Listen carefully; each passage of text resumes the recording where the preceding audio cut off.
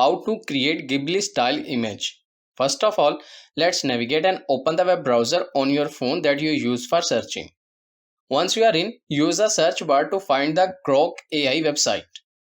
Once you get the search results, find the website and tap on the URL to open it. Make sure you are already logged in or create a new account if you don't have one.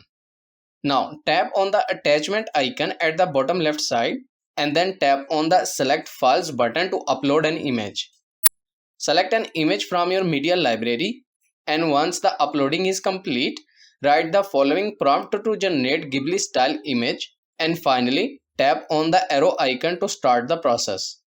Within a few moments, the image will be ready. And there you go. This is how you can create a Ghibli style image. I hope this video is helpful for you. For more information, please subscribe our YouTube channel, and thank you for watching.